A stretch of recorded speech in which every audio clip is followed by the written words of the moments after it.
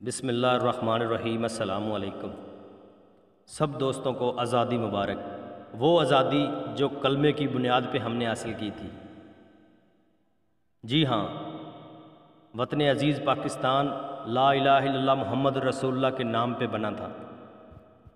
کیا ہم اس وقت جو پاکستان کے حالات ہیں، جو ہمارے اداروں کے حالات ہیں، کیا ہم آزادی مبارک کہہ سکتے ہیں؟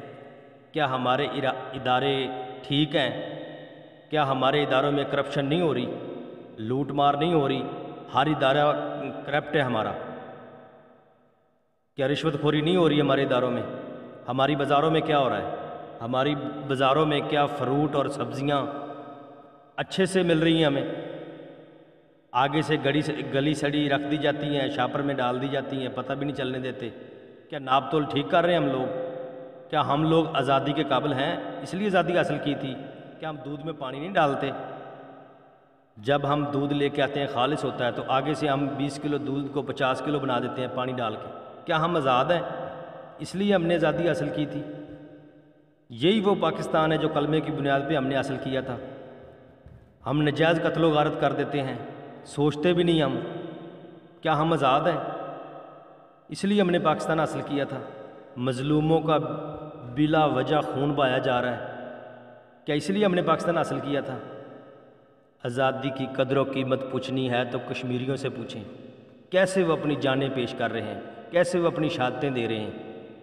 ہر روز انہوں نے اپنے کندھوں پہ ایک شہید کا جنازہ اٹھایا ہوتا ہے۔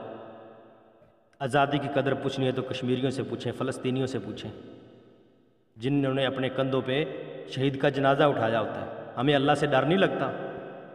ہم سارا سال بے ایمانیاں کرتے ہیں، پھر حج پہ جا کے دعائیں مانگتے ہیں کہ اللہ ہمیں معاف کرے گا۔ اللہ غفور الرحیم ہے، اللہ غفور الرحیم ہے، لیکن اللہ بے نیاز بھی ہے۔